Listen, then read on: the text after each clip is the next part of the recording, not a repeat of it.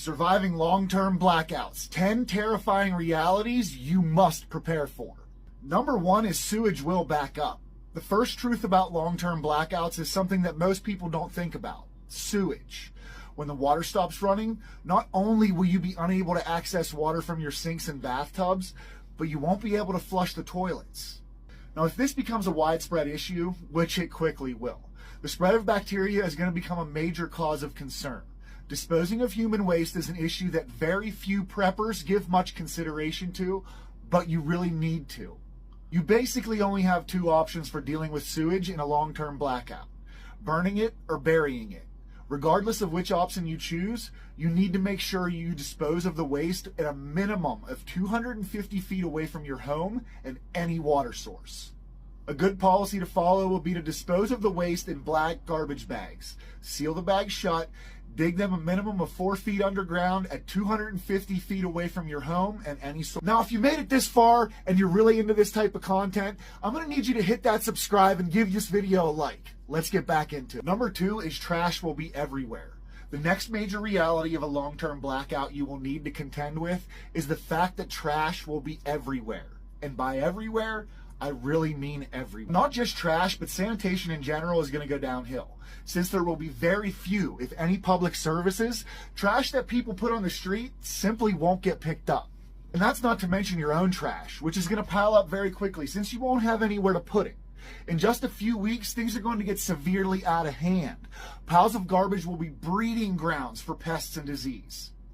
The best way to deal with this is to work with your neighbors. Come up with a plan for how you can dispose of trash, whether that means burning it, burying it, composting it, or simply relocating it. Make sure it doesn't contaminate any major sources of water. You'll also want to make sure you have plenty of hygiene items so you can keep yourself and your home clean and prevent the spread of germs. Number 3 is no more online banking. Your credit cards and debit cards are going to be useless during a long-term blackout. Therefore, you are going to be reduced to using cash, which is why it would be wise to have an emergency fund of cash at your home. At least $1,000 in a variety of 20s, 10s, 5s, and $1 bills. That would be your smartest bet. But keep in mind, cash could potentially become useless too. It is just paper after all. The only reason it has value is because people believe it has value, but that could change. The whole point I'm trying to make here is that bartering could take place of cash in a long enough blackout.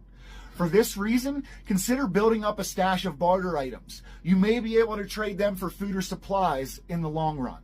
Number 4 is no more gasoline. A lack of gasoline is going to be a major hindrance during a long-term blackout because the gas pumps simply aren't going to work.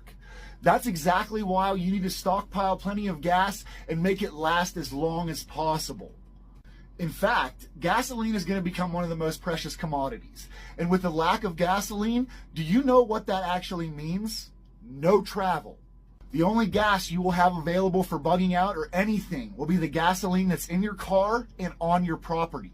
Since gasoline will be so restricted and precious, bugging out may not even be an option anymore if you're not prepped.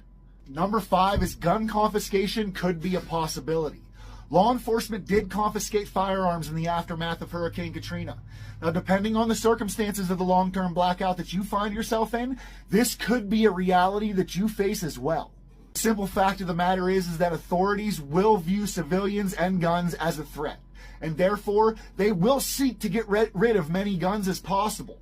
If martial law is ever declared by the government, which it very well could be in a long-term blackout situation, then the chances of gun confiscation will go up dramatically.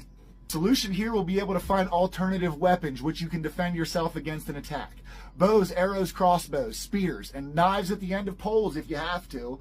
But your best option is to hide your firearms. There are all sorts of hiding spots in every single home. Number 6 is no internet or cell service. You will only be able to run your phones, tablets, and laptops for as long as the batteries last, and as long as your generator lasts, for that matter. That's also not to mention that Wi-Fi and cell service will be gone for as long as there's a blackout. Simply put, you're going to need to get used to a world without internet, emailing, text, social media, and so on.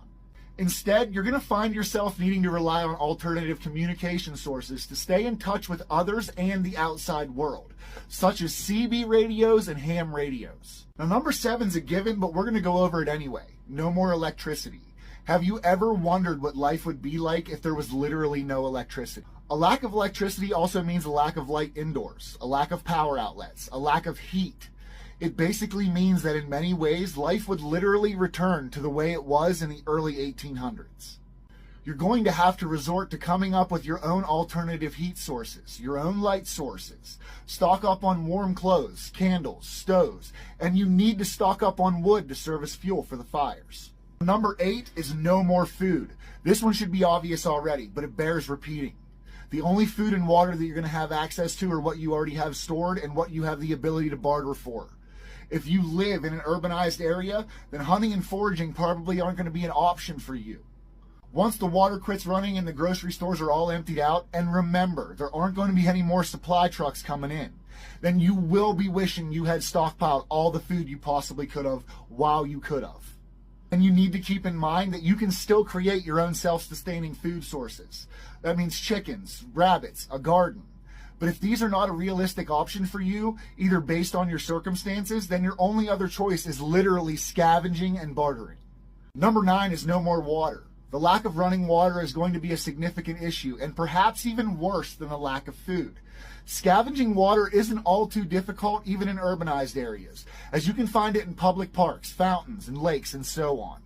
But the main problem will be finding clear water that is safe to drink. You can also take your preparations a massive step further by building a water well and a rain catchment system. But if that isn't possible based on your particular circumstance, then instead you're going to need to simply stock up on as much water as you possibly can. Number 10 is that the vast majority of people are going to go crazy. People are simply going to go off the deep end during a long-term blackout.